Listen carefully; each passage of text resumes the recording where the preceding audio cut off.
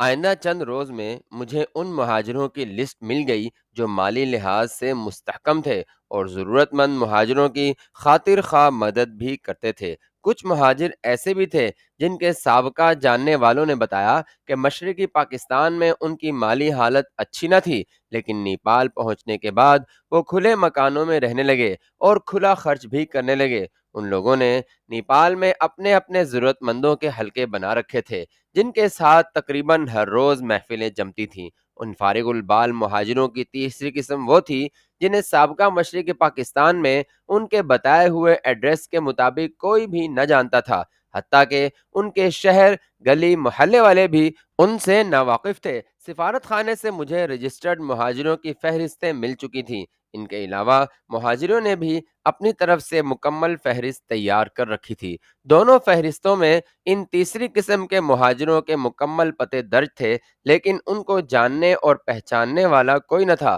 ایک بڑی ہی عجیب بات یہ تھی کہ اس تیسری قسم کے مہاجروں کے کوئی افراد خانہ بھی نہ تھے، بقول ان کے کہ ان کے افراد خانہ یا تو مشرقی پاکستان میں فسادات کے دوران یا مکتی باہنی کے ہاتھوں شہید ہو گئے اور وہ بالکل اکیلے ہی نیپال پہنچے تھے۔ مجھے سونپے گئے مشن کے مطابق میری سب سے زیادہ دلچسپی ان تیسرے قسم کے مہاجروں سے تھی۔ اس مشن کے لیے نہ تو سفارت خانے پر ہمیں بھروسہ تھا، کیونکہ وہ تو پہلے ہی غدار ہو چکے تھے، بک چکے تھے، اور نہ ہی کسی اور کے اوپر اندھا اعتماد کر سکتا تھا۔ اس کا حل میں نے یہ ڈھونڈا کہ ایک روز ایک ایک کر کے ایسے 5-6 مہاجروں کو ملنے اور اپنے ہمراہ ان کے شہر، محلہ اور گلی میں ساتھ رہنے والوں کو ساتھ لے جانے کا پروگرام بنایا تاکہ ان کی اصلیت جان سکوں۔ پہلے روز اللہ کا نام لے کر ہم ایسے ہی ایک مہاجر کے گھر گئے جس نے خود کو کھلنا میں سلیم ہوٹل سے ملی ہوئی عمارت کا رہائشی بتایا تھا۔ میرے ساتھ کھلنا کے 3 مدبر مہاجر تھے۔ جب ہم اس کے گھر پہنچے تو اس نے بڑی رکھائی سے ہم سے بات کی۔ اس نے 3-4 کمروں پر مشتمل گھر کرایہ پر لے رکھا تھا جس کا فرشی ڈرائنگ روم خوب آراستہ تھا۔ میں نے اپنی آمد کا سبب بتایا کہ میرے ہمراہی مہاجر مجھ سے کچھ رقم بطور قرض لینا چاہتے ہیں۔ چونکہ آپ بھی کھلنا کے رہائشی ہیں، اس لیے اگر آپ ان کی تصدیق کر دیں تو میں انہیں رقم قرض دے دوں۔ اس مہاجر کا تو مجھے دیکھتے ہی رنگ فق ہو چکا تھا، لیکن اس نے خود پر قابو پائے رکھا۔ اس نے تصدیق کرنے سے انکار کر دیا۔ میں نے کہا کہ میں تو کھلنا کبھی نہیں گیا، آپ صرف اتنا بتا دیں کہ جو ایڈریس یہ بتا رہے ہیں کیا وہ درست بھی ہے کہ نہیں۔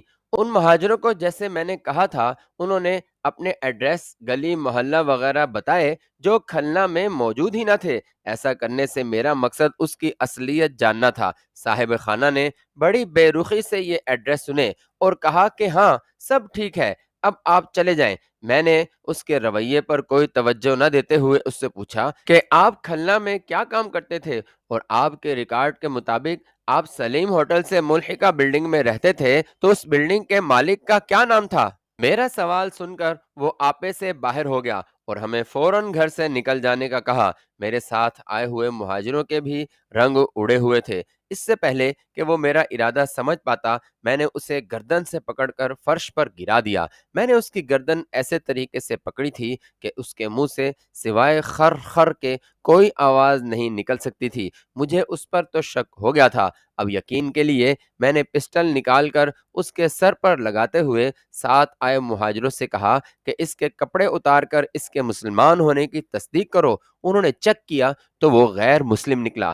میں نے اس کے ہاتھ پاؤں بندھوا دیے اور کہا کہ اب شرافت سے اپنی حقیقت بتاؤ گے یا میں دوسرا طریقہ اختیار کروں۔ چونکہ اس کا راز تو کھل چکا تھا، وہ ادھر ادھر کی ہانکنے لگا۔ میں نے 2-3 تھپڑ لگا دیے تو وہ بول پڑا۔ اس نے بتایا کہ وہ کلکتہ کا رہنے والا ہے، سویلین ہے اور مکتی باہنی تحریک میں شامل رہا ہے۔ مشرقی پاکستان میں تخریبی کارروائیوں میں پاک فوج کے زیر استعمال رہنے والے پل کو اڑانے میں اس کا نمایاں کردار رہا ہے، کیونکہ وہ ہوڑا برج کلکتہ کے نزدیک بارود بنانے والی فیکٹری میں کام کرتا رہا ہے۔ اس کا نیپال آنے کا مقصد پاکستان جانا نہیں بلکہ یہاں سے مہاجروں کی ٹیم تیار کرنا تھی جو پاکستان جا کر تخریبی کارروائیاں کر سکے۔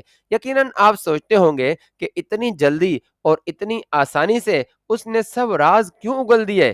اس کی پہلی وجہ ہم دونوں ایک ہی نیوٹرل ملک میں تھے جہاں ہم دشمن ہونے کے باوجود قانونی طور پر ایک دوسرے کا کچھ نہیں بگاڑ سکتے تھے۔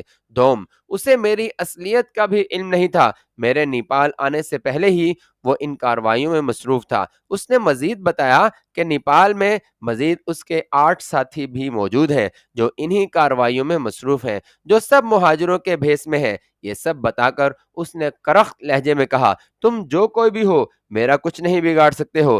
اپنی ایمبیسی کو ہمارے متعلق بتا کر ہماری رجسٹریشن ختم کروا دو۔ ایسی صورت میں بھی جتنا عرصہ ہم چاہیں نیپال میں رہ سکتے ہیں۔ وہ اپنی بکواس کیے جا رہا تھا اور میں سوچ رہا تھا کہ اس جیسے 8 اور بھارتیوں کو زندہ چھوڑ دینا ہمارے لیے کتنا خطرناک ہوگا۔ یہاں پر حاجی مستان اور یوسف پٹیل جیسے دبنگ دوست بھی نہیں تھے جو میرے مددگار ثابت ہوتے۔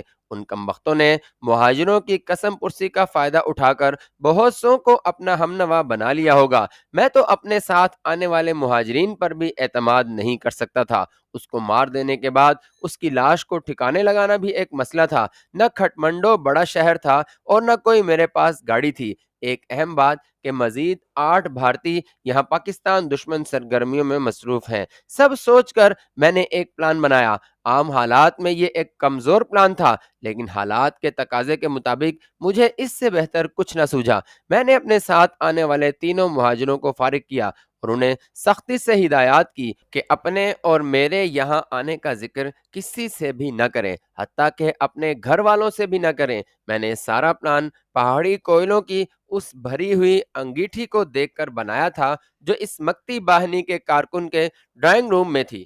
کھٹمنڈو کی ہڈیوں کو جما دینے والی سردی میں گھروں میں کوئلوں کی انگیٹھی رکھنا عام بات تھی۔ میں نے وہ دہکتی ہوئی انگیٹھی اس کے سونے والے کمرے میں رکھی، جہاں پر ویسی ہی انجلی انگیٹھی پڑی ہوئی تھی، جسے اٹھا کر میں ڈرائنگ روم میں لے آیا۔ مکتی باہنی کا یہ ایجنٹ مشرقی پاکستان میں اپنی کامیابی کی وجہ سے بے خوف و خطر مجھے دھمکیاں دیے جا رہا تھا۔ پاکستان میں مجھے مخصوص نسوں کو دبا کر ہلاک کرنے کی ٹریننگ دی گئی تھی، لیکن یہ ٹریننگ صرف چارٹوں میں دکھانے کی حد تک بتائی گئی تھی۔ میں ہاتھوں پیروں سے بندھے ہوئے اس ایجنٹ کے سینے پر چڑھ کے بیٹھ گیا اور ٹٹول کر ان نسوں کو اپنے ہاتھوں کے انگوٹھے اور انگشت شہادت سے زور سے دبایا۔ 2 منٹ اسی کیفیت میں رہنے کے بعد میں نے اس کی گردن سے ہاتھ ہٹایا تو اس کی گردن ایک طرف ڈھلک گئی۔ مجھے بالکل یقین نہیں آتا تھا کہ وہ مر چکا ہے۔ کافی دیر تک میں اس کے سینے پر اسی طرح بیٹھا رہا اور ہر لمحہ مجھے یہی شک گزرتا کہ وہ ابھی سانس لے گا، حرکت کرے گا، لیکن وہ تو واقعی مر چکا تھا۔ میں نے مزید تسلی کے لیے اس کی نبض ٹٹولی اور اسی کمرے میں پڑا ایک آئینہ اس کے ناک کے ساتھ لگائے رکھا۔ جب اس میں زندگی کے کوئی آثار دکھائی نہ دیے تو میں نے اس کے ہاتھ پاؤں کھولے اور اسے اٹھا کر اس کے سونے والے کمرے میں اس کے بیڈ پر ڈال دیا۔ کمرے میں دھواں بھر چکا تھا۔ اس کے کمرے میں پڑے سوٹ کیس کی تلاشی لی تو اس میں سے بھارتی حکومت کا جاری کردہ پاسپورٹ اور کچھ اوراق تھے جو ہندی میں ٹائپ ہوئے تھے۔ باقی سب تسلی کر کے میں نے اس کے اوپر 2 کمبل ڈال دیے اور بتی بند کی۔ باہر آ کر ڈرائنگ روم کی بھی بتی بند کی اور باہر والے دروازے میں کھڑے ہو کر باہر سے تسلی کی۔ تسلی ہو جانے کے بعد وہاں سے نکلا، روڈ پر پہنچ کر رکشہ لیا اور اپنے ہوٹل واپس آ گیا۔ دوسرے روز دوپہر کے قریب میں سفارت خانے پہنچا تو سب کی زبان پر ایک کہانی تھی کہ ایک مہاجر کمرے میں دھواں بھر جانے کی وجہ سے مر گیا۔ اس کو غسل دیا گیا اور جنازہ پڑھ کر قبرستان میں دفن کر دیا گیا۔ کسی کو کچھ پتہ نہ چلا کہ وہ مسلم تھا یا غیر مسلم۔ شام کو ہوٹل میں روزمرہ کے کام نمٹانے کے بعد کل والے تینوں مہاجر میرے پاس آئے۔ ان تینوں کو اس کے ایجنٹ ہونے کا علم تھا، لیکن وہ لوگ اس کی موت سے بے خبر تھے کہ وہ کیسے مرا۔ نہ ہی انہوں نے کوئی تذکرہ کیا اور نہ ہی میں نے بتانا مناسب سمجھا۔ اگلے روز میں نے فی مہاجر 1000 روپے دینے کا اعلان کیا۔ میں نے ان تینوں مہاجروں کو 3000 روپے دیے اور کہا کہ وہ اس کام میں اس کی مدد کریں۔ فہرستیں میرے پاس تھیں اور پیسے لینے والے مہاجروں نے مجھے رجسٹریشن نمبر دکھانے تھے ان کو رخصت کرنے کے بعد میں کپڑے تبدیل کرنے ہی والا تھا کہ ریسیپشن سے فون آیا کہ ایک آدمی آپ سے ملنے کے لیے بضد ہے۔ وہ کہہ رہا ہے کہ اگر وہ ابھی نہ ملے تو وہ ساری رات لابی میں ہی بیٹھا رہے گا۔ میں لابی میں آیا تو ریسیپشن مینیجر مجھے بتانے ہی والا تھا کہ ایک آدمی لپکتا ہوا میرے پاس آیا اور کہنے لگا کہ جناب، میں نے آپ کو اس وقت تکلیف دی ہے۔ میں چٹاگانگ، مشرقی پاکستان کا ایک شہر ہے، کا رہنے والا ہوں۔ ریلوے میں گڈز کلرک تھا۔ 71 کے بعد فوری میں البدر میں شامل ہو گیا اور افواج پاکستان کے ساتھ غداروں سے لڑتا رہا۔ سقوط ڈھاکہ کے بعد جب ہم بے آسرا رہ گئے تو پاکستان کے غداروں، مکتی باہنی والوں نے میرے سامنے میرے 3 بچوں، بیوی اور والدہ کو شہید کر دیا اور مجھے پہلے اذیتیں دی، پھر 2 گولیاں ماری اور مردہ سمجھ کر چلے گئے۔ مجھے جب ہوش آیا تو معلوم ہوا کہ ایک محب الوطن بنگالی مجھے اپنے گھر اٹھا لایا تھا۔ مجھ میں زندگی کی کچھ رمق باقی تھی۔ اس نے مجھے اپنے گھر میں پناہ دی اور خفیہ میرا علاج کیا۔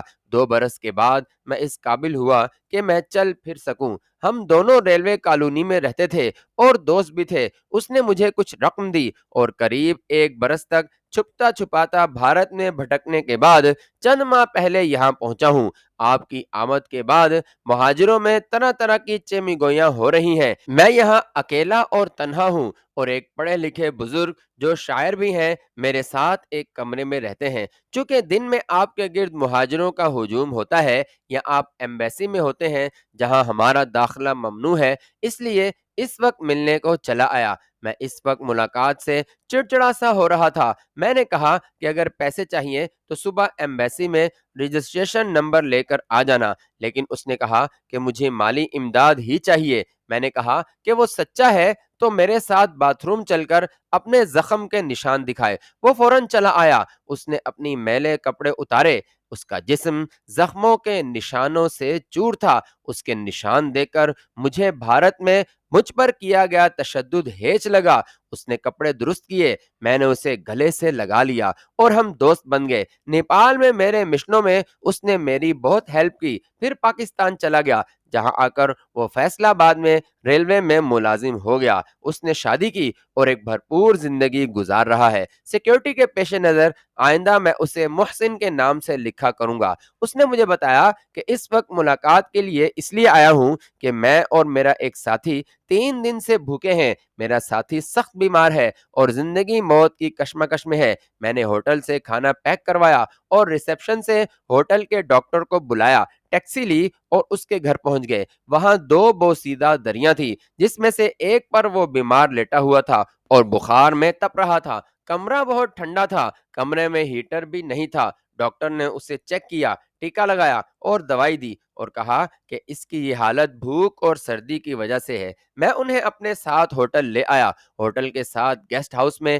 ایک کمرہ کرایہ پر لے کر دیا اور ایکسٹرا پیمنٹ سے ایک ہیٹر بھی لے کر انہیں دیا۔ ہیٹر جلایا، کمرہ گرم ہو گیا اور گرم بستروں نے دونوں کو گرم کر دیا۔ میں نے محسن کو 10,000 روپے دیے اور کہا کہ کل صبح وہ اپنے لیے اور اپنے بزرگ ساتھی کے لیے گرم کپڑے اور ضرورت کا دوسرا سامان خرید لائے اور ڈاکٹر ہر روز چیک کرنے کے لیے آ جایا کرے گا۔ اور اگلی صبح ملنے کا کہہ کر میں وہاں سے اپنے کمرے میں چلا آیا۔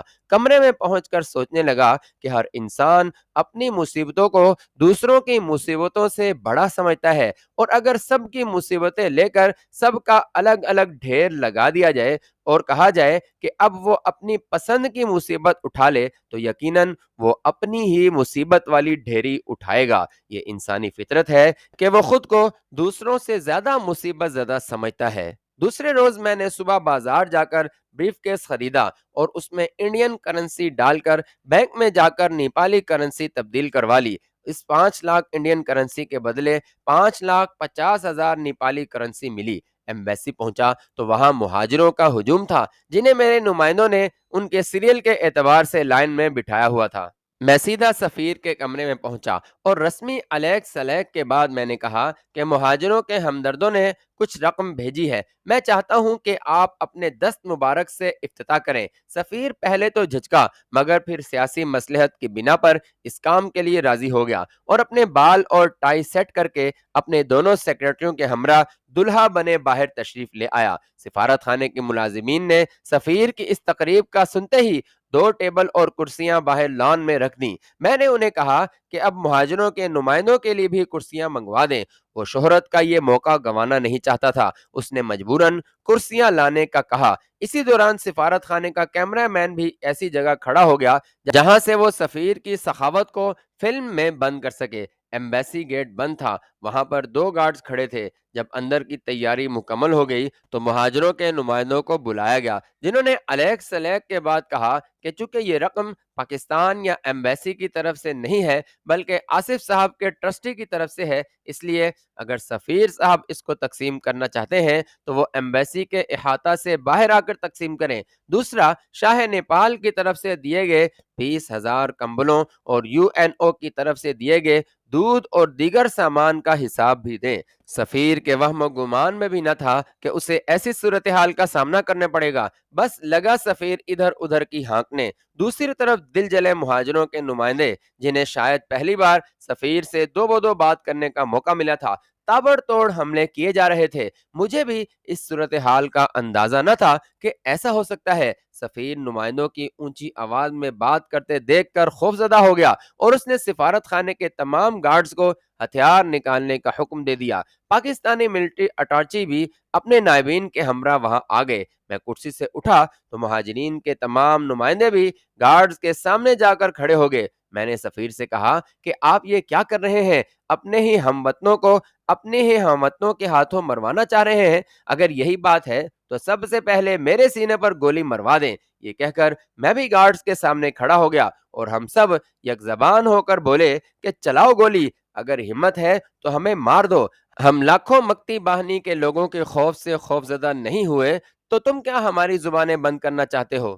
پھر میں نے سمجھا بجھا کر نمائندوں کو ان کی کرسیوں پر بٹھا دیا اور سفیر سے کہا کہ یہ آپ نے بہت بڑی غلطی کر دی ہے۔ اگر ایک بھی گولی چلی تو یہ مہاجر تمہارے سمیت تمہارے اس سفارت خانے کو بھی تہس نہس کر دیں گے۔ یہ میرا سفارت خانہ ہے اور یہاں کی پوری ذمہ داری میری ہے، یہاں پر میرا قانون چلے گا۔ اس نے انگریزی جھاڑتے ہوئے کہا تو میرا بھی میٹر گھوم گیا۔ میں نے بھی انگریزی میں ترکی بترکی جواب دیا کہ یہ سفارت خانہ تمہارے باپ کی جاگیر نہیں اور نہ تمہیں یہ جہیز میں دیا گیا ہے۔ پاکستانی حکومت کی طرف سے تم کو یہاں مامور کیا گیا ہے۔ تم اور تمہارے کارندے یہاں حکومت کرنے کے لیے نہیں بلکہ لوگوں کی خدمت اور ان کے مسائل حل کرنے کے لیے تعینات کیے گئے ہو۔ سفیر نے کہا میں حکمران پارٹی سے تعلق رکھتا ہوں، پاکستان میں تمہیں دیکھ لوں گا۔ یہ سفیر نے اپنے ترکش کا آخری تیر چھوڑا۔ میں نے کہا کہ میں عوام سے تعلق رکھتا ہوں اور پاکستان میں نہیں بلکہ میں تمہیں یہاں بھی دیکھنے کا اہل ہوں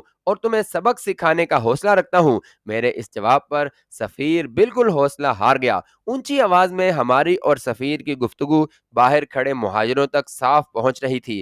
4 فٹ اونچی 4 دیواری کے اندر کیا ہو رہا ہے وہ باہر کھڑے سب دیکھ رہے تھے اور ان کی بے چینی بڑھ رہی تھی۔ مجھے اندیشہ تھا کہ کہیں باہر کھڑے مہاجر سفارت خانے پر ہی دھاوا نہ بول دیں اور سفیر کی میرے خلاف بھیجی ہوئی رپورٹ سچ ثابت نہ ہو جائے۔ میں نے نمائندوں اور ملٹری اٹاچی کو ساتھ لیا اور باہر کھڑے مہاجروں کو خاموش ہو جانے کا کہا۔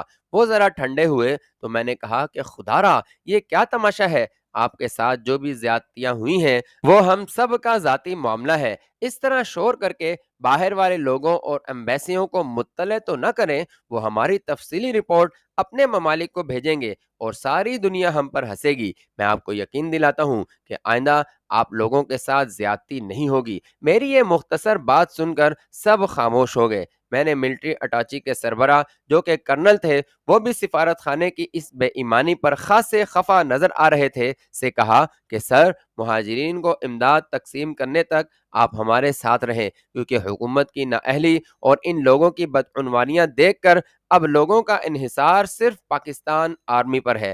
المختصر تقسیم شروع ہوئی، فی کنبہ 1000 روپے دینے شروع کیے اور اتنے منظم طریقے سے تقسیم کا عمل جاری رہا کہ آخر میں پیسے کم پڑنے لگے۔ بینکوں کا وقت ختم ہو چکا تھا۔ میں گاڑی لے کر فوراً ہوٹل گیا، وہاں سے 10 لاکھ بھارتی کرنسی نکالی اور ریٹ کا مجھے پہلے ہی علم تھا، لہٰذا باقی رہنے والوں کو 900 روپے بھارتی کرنسی میں تقسیم کر دی۔ 2 روز میں نے 1400 سے زائد مہاجرین کنبہ میں روپیہ تقسیم کیا۔ اس کے علاوہ میں نے ملٹری اٹاچی کی ہیلپ سے بازاروں میں بکے ہوئے کمبل واپس لینے کی کوشش شروع کر دی۔ بمشکل 4000 کمبل بکنے والے ریٹ پر واپس ملے۔ میں نے مزید 2000 کمبل بازار سے خریدے اور سب مہاجرین میں تقسیم کر دیے۔ بیمار مہاجروں کے لیے 6 نیپالی ڈاکٹروں سے معاہدہ کیا گیا کہ وہ بیماروں کو کلینک میں بلا کر یا ان کے گھروں میں آ کر ان کا علاج کریں، اور 2 میڈیکل سٹور سے ڈیل کر کے ڈاکٹروں کی تفویض کردہ ادویات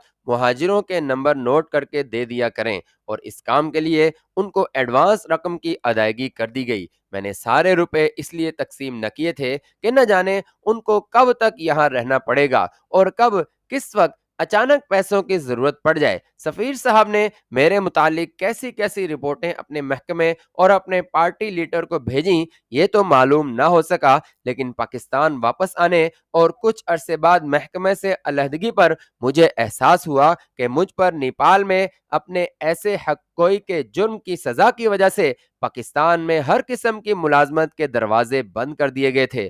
خفیہ والوں نے میری مستقل نگرانی شروع کر دی اور مجھے بلا وجہ تنگ کیا جانے لگا تھا۔ یہ سب اس محبوب اور ہر دل عزیز لیڈر کے دور حکومت میں ہوا جو پاکستان کو دوزخ کرنے کا ذمہ دار تھا اور قوم کو جھوٹے نعروں سے بہلا کر حکمران ہی نہیں بلکہ پہلا سول مارشل لا ایڈمنسٹریٹر بنا۔ مجھے 2 برس تک ملک سے باہر جانے کی اجازت نہ ملی۔ میرے محکمے نے اپنے وسائل اور حدود سے بڑھ کر میری مدد کی اور 78 عیسوی کے آخر میں بے حد کوشش کے بعد مجھے پاسپورٹ ایشو کر دیا گیا۔